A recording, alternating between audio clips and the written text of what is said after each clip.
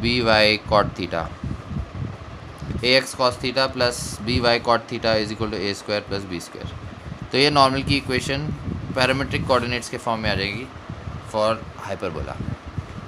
ठीक है, तो नॉर्मल के लिए हमें एक पॉइंट फॉर्म जो कि मैंने पहले डिराइव किया था, this was the point form first, और सेकंड जो है वो पैरामीट्रिक फॉर्म है। इन दोनों से हम नॉर्मल की इक्वेशंस सॉल्व कर सकते हैं। ठीक है, तो अब इस पे एक आध क्वेश्चन करके देखते हैं। पहला क्वेश्चन है, find the equation of normal to the hyperbola. Find the equation of normal to the hyperbola. Hyperbola की इक्वेशन आपको गिवन है X square minus 9y square equal to 7।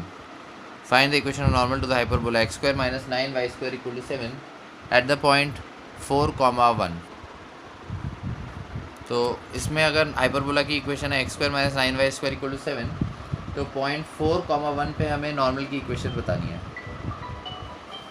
Point हमें दिया हुआ है 4,1 और इस पे हमें नॉर्मल की इक्वेशन बतानी है। तो अगर मैं 7 से डिवाइड करूँ तो एक्स स्क्वायर बाय 7 आएगा,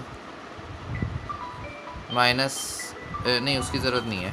हम 4,1 पे सीधे टेंजेंट का स्लोप निकालते हैं। टेंजेंट का स्लोप निकालने के लिए हमें डिफ्रेंशिएट करना पड़ेगा। तो 2x minus 9 into 2 18y dash equal to 7 का डेरिवेटिव 0 क्योंकि 7 कांस्टेंट है। तो 2x यहाँ पे हो जाएगा 18y डैश, तो y डैश की वैल्यू आ जाएगी 2x बाय 18y मतलब x bye 9y। y dash मतलब यहाँ ये टेंजेंट का स्लोप है, डेरिवेटिव हमेशा टेंजेंट का स्लोप मिलता है। तो अगर इसमें पॉइंट के कोऑर्डिनेट्स पुट करें, x की वैल्यू है 4 अपॉन 9 इंटू y की वैल्यू 1, तो टेंजेंट का स्लोप आ गया 4/9। अब नॉर्मल का स्लोप चाहिए, तो नॉर्मल टेंजेंट के परपेंडिकुलर है, इसलिए नॉर्मल का जो स्लोप होगा वो रेसिप्रोकल होगा और अपोजिट साइन का होगा, इसलिए नॉर्मल का स्लोप हो जाएगा -9/4। तो नॉर्मल का स्लोप -9/4 और पॉइंट पता ही है, तो नॉर्मल की इक्वेशन लिख सकते हैं y minus y1 is equal to slope है -9/4 इंटू एक्स माइनस 4। तो इससे अब हम क्रॉस मल्टीप्लाई अगर करते हैं तो 4y minus 4 is equal to -9x plus 36। तो इसको अगर मैंने रीअरेंज किया तो मेरे पास इक्वेशन आ जाएगी 9x plus 4y is equal to 4 plus 36 मतलब 40। तो ये मेरे पास नॉर्मल की इक्वेशन आ गई जो कि 4,1 से पास करेगी और हाइपरबोला पे नॉर्मल रहेगी। ठीक है, तो ये एक क्वेश्चन हो गया। उसके बाद एक और क्वेश्चन करते हैं।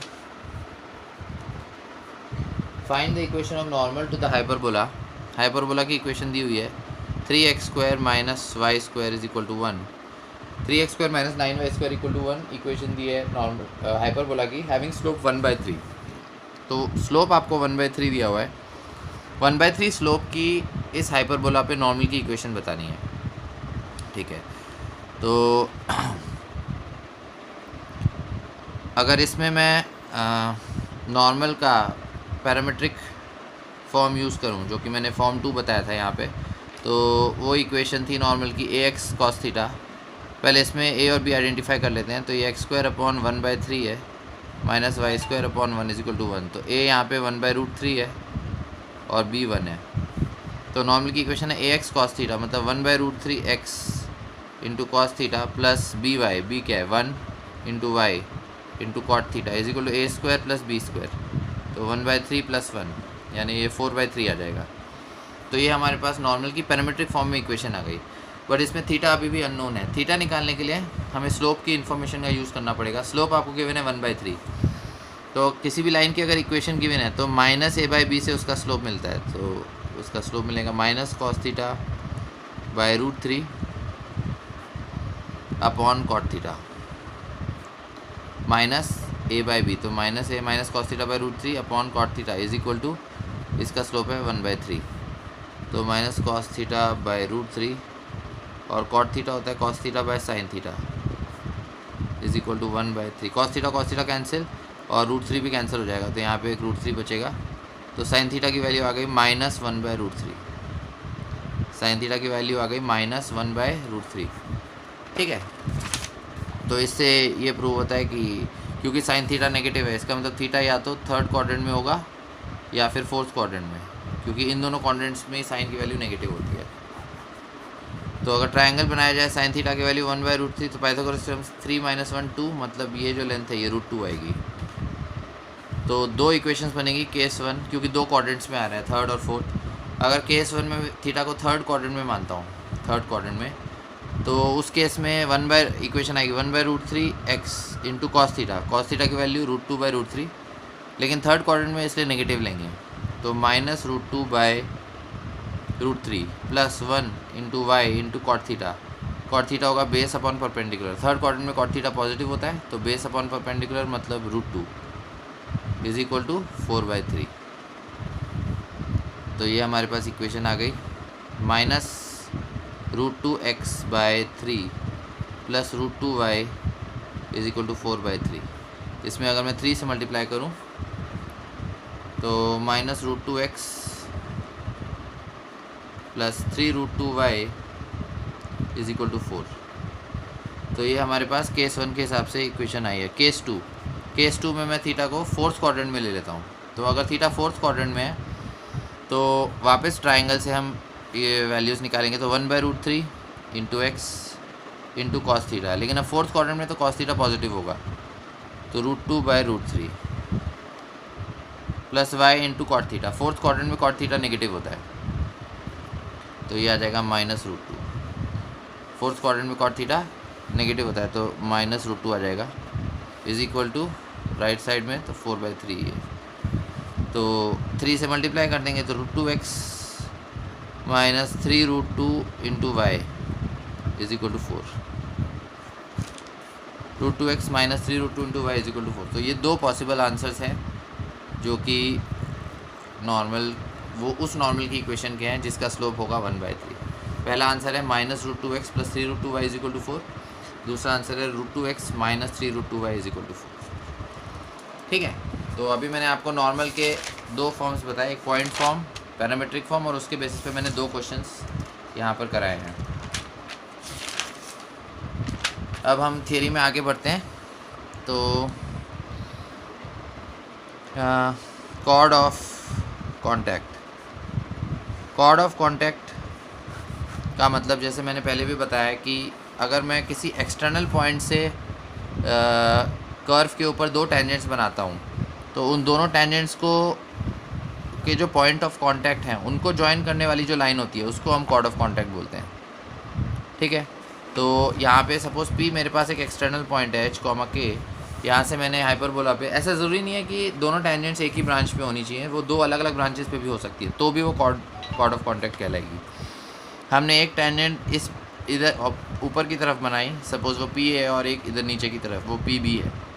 अब A और B दोनों टेंजेंट्स के पॉइंट्स ऑफ कांटेक्ट है, इनको ज्वाइन करने वाली जो कॉर्ड है उसको हम बोलेंगे chord of contact with respect to P।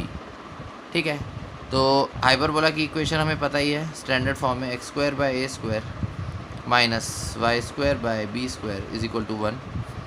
तो पॉइंट A के कोऑर्डिनेट्स हैं x1 y1 और पॉइंट B के कोऑर्डिनेट्स हैं x2 y2। तो अगर मुझे PA की इक्वेशन चाहिए, मतलब जो A पर टेंजेंट है उसकी इक्वेशन चाहिए, तो मुझे t = 0 A पर लगाना पड़ेगा, t = 0 एट A, मतलब x1/a² माइनस y1/b²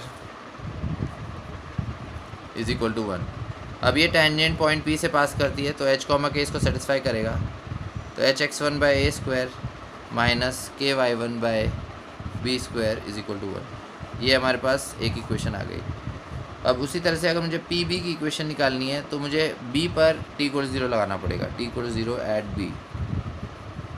तो उससे मेरे पास क्या आएगा, x2/a² minus y2/b² is equal to 1। h, K इसको भी सेटिस्फाई करेगा क्योंकि ये टेंजेंट भी पॉइंट P से पास कर रही है, तो hx2/a² minus ky2/b² is equal to 1। तो अगर मुझे AB की इक्वेशन निकालनी है, तो AB की इक्वेशन कुछ इस तरह से होनी चाहिए कि A और B दोनों के ही कोऑर्डिनेट्स उसको सेटिस्फाई करें। तो अगर हम 1 और 2 दोनों को ऑब्ज़र्व करें, तो दोनों को ऑब्ज़र्व करने से AB की इक्वेशन हमें कुछ इस तरह से लेनी पड़ेगी, hx/a² minus ky/b² is equal to 1। क्योंकि अगर मैं इसमें xy को x1 y1 पुट करूँगा तो ये इक्वेशन 1 मिलेगी, तो इसका मतलब x1 y1 इसको सेटिस्फाई करेगा। और अगर मैं x y की जगह x2 y2 पुट करूँगा तो मुझे इक्वेशन 2 मिलेगी, तो वो भी करेक्ट है। तो कहने का मतलब ये है कि अगर मुझे एक्सटर्नल पॉइंट को यूज़ करके कॉर्ड ऑफ कॉन्टैक्ट की इक्वेशन लिखनी है तो मैं t = 0 लिखता हूँ using external point, t = 0 using external point, ठीक है ना। तो कोई बाहर पॉइंट है, वहाँ से हमने 2 टेंजेंट्स बनाई और उसकी हमें एक्सटर्नल पॉइंट उसकी लिए हमें कॉर्ड ऑफ कॉन्टैक्ट लिखनी है। तो ये जो एक्सटर्नल पॉइंट है उसको यूज़ करके हम हाइपरबोला पे t = 0 अप्लाई करेंगे, तो एक्सटर्नल पॉइंट पे जो t = 0 लगा के इक्वेशन मिलेगी वो हमें AB यानी कि कॉर्ड ऑफ कॉन्टैक्ट की इक्वेशन मिल जाएगी, ठीक है। उसके बाद आता है pair of tangents. Pair of tangents की अगर बात करें तो हाइपरबोला हमारे पास ये 2 ब्रांचेस हैं। तो एक्सटर्नल पॉइंट है, एक्सटर्नल पॉइंट से हम 2 टेंजेंट्स बना सकते हैं हाइपरबोला के ऊपर। ये पॉइंट P है, तो एक टेंजेंट यहाँ पे हाइपरबोला के A पे टच करेगी, एक B पे टच करेगी। तो अगर मुझे PA और PB की कंबाइंड इक्वेशन चाहिए, PA और PB की कंबाइंड इक्वेशन यानी दोनों टेंजेंट्स की इक्वेशन का प्रोडक्ट, कंबाइंड इक्वेशन से मतलब है दोनों टेंजेंट्स की इक्वेशन का प्रोडक्ट, तो वो हमें इस फॉर्मूले से मिलता है t² = SS1। ये दूसरे कोनिक्स के लिए भी वैलिड है, माने पैराबोला, इलिप्स वगैरह के लिए भी वैलिड है। t² = SS1। t का मतलब जो t = 0 में मैंने बताया वही t है, बस उसका स्क्वायर कर देंगे। तो यहाँ पे आपको एक्सटर्नल पॉइंट गिवन रहेगा h, k। t लिखने के लिए हम हाइपरबोला की इक्वेशन का यूज़ करेंगे। हाइपरबोला की इक्वेशन में स्टैंडर्ड फॉर्म में x² / a² - y² / b² = 1। तो अगर मैं x² को लिखूँ hx, तो hx / a² constant as it is रहेगा। y² को लिखेंगे ky / b² और 1 लेफ्ट साइड में आ जाएगा, तो -1। तो ये हमारा t का एक्सप्रेशन हो गया, इसका स्क्वायर किया तो t² = s। s मतलब हाइपरबोला की इक्वेशन, s मतलब हाइपरबोला की equation x² / a² - y² / b² -1। और S1 का मतलब है कि जो पॉइंट है उसको हमने हाइपरबोला की इक्वेशन में सब्स्टिट्यूट कर दिया है। S1 का मतलब we have substitute the given point in the equation of hyperbola. So h² / a² - k² / b² -1। तो इस तरह से हमें जो 2 डिग्री इक्वेशन फाइनली मिलेगी, ये t² हो गया, ये s हो गया, S1 हो गया, सारे टर्म्स को जब हम मल्टीप्लाई करेंगे तो जो एक्सपेंडेड फॉर्म में हमें इक्वेशन मिलेगी वो इक्वेशन होगी कंबाइंड इक्वेशन, वो इक्वेशन होगी combined equation of PA and PB, ठीक है। थोड़े बहुत कॉर्ड के ऊपर भी क्वेश्चंस कर सकते हैं।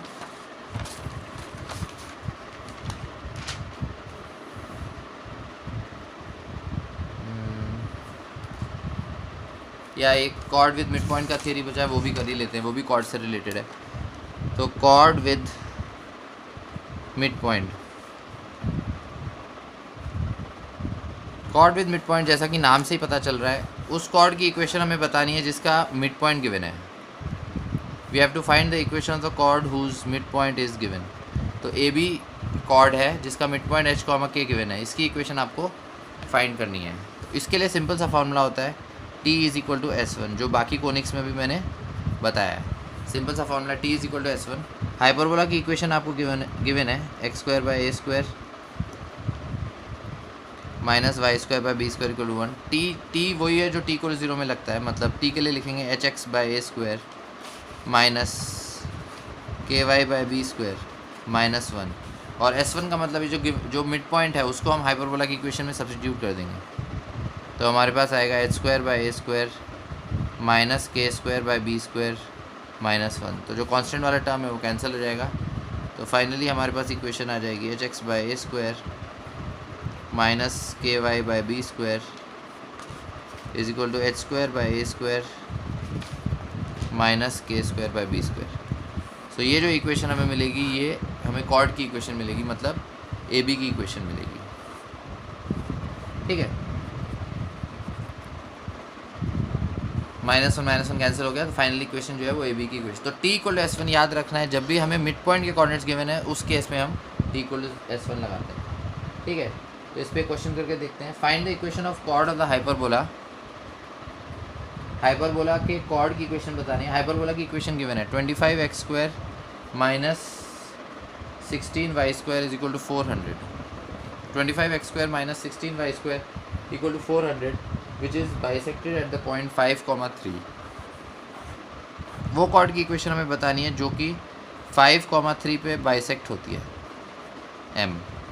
तो 5,3 पे बाइसेक्ट हो रही है, यानी मिड पॉइंट गिवन है। हाइपरबोला की इक्वेशन भी गिवन है, तो कॉर्ड की इक्वेशन कैसे आएगी? t is equal to S1। t के लिए तो वही 25 तो एज इट इज़ है। x² के लिए hx लिखेंगे, h यहाँ पे 5 है, मतलब x² की जगह आ जाएगा 5x माइनस 16y²। y² की जगह ky लिखते हैं, k यहाँ पे 3 है तो 3y हो जाएगा, और माइनस 400। ये तो t हो गया। और S1 का मतलब है जो 0.5,3 है उसको इक्वेशन में पुट कर दो। तो 25 इंटू 5 का स्क्वायर माइनस 16 इंटू 3 का स्क्वायर माइनस 16 इंटू 3 का स्क्वायर माइनस 400। तो जो कांस्टेंट वाले टर्म्स हैं वो कैंसिल हो जाएंगे। 25 इंटू 5 हमारे पास आ गया 125x माइनस 16 इंटू 3 यानी 48y। इधर 5 का स्क्वायर 25 इंटू 25 625 हो गया, और 16 इंटू 9 हमारे पास हो गया 144। तो 5 में से 4 1, 12 में से 4 गए 8, और 5 में से 1 गए 4, तो 481।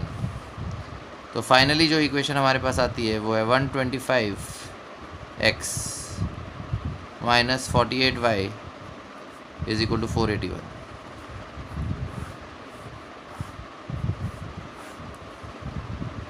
One 25x minus 48y is equal to 481. This is the equation of chord of the hyperbola whose midpoint is 5,3.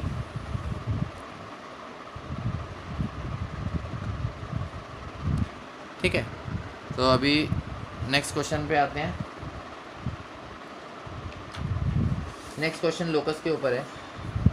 Find the locus of mid points of the chords of the hyperbola. Hyperbola की equation आपको given है 3x² minus 2y² plus 4x minus 6y equal to 0।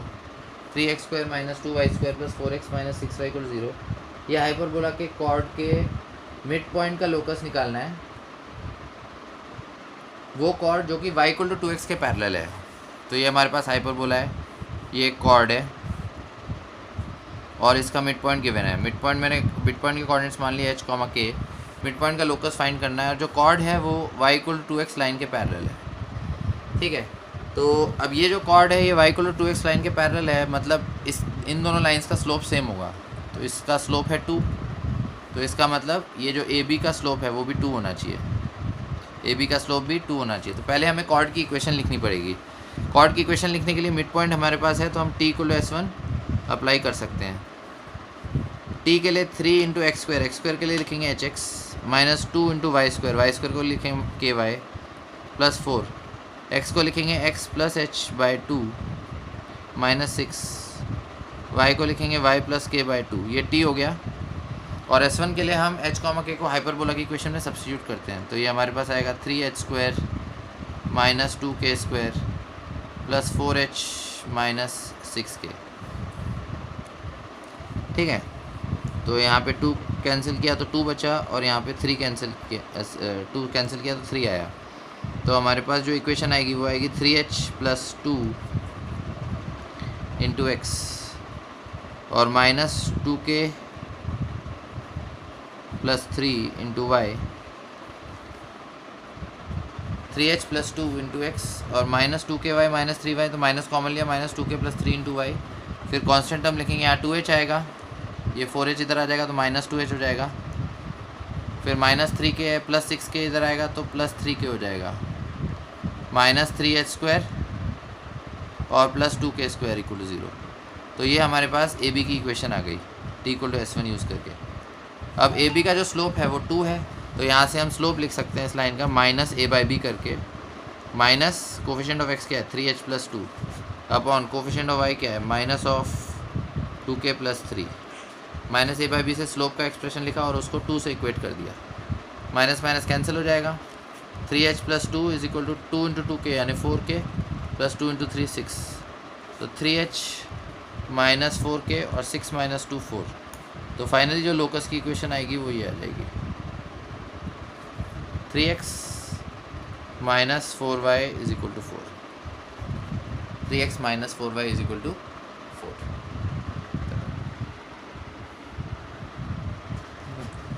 तो ठीक है, आज के लिए इतना काफ़ी रहेगा। बाकी के जो थियरी है, अब इससे रिलेटेड में और क्वेश्चंस जो हैं वो जो मेरे यहाँ हमारे लेक्चर्स लग रहे हैं जूम के ऊपर, उसके मैं मतलब उसके थ्रू मैं आगे इस टॉपिक को कंटिन्यू करूँगा। Okay, thank you.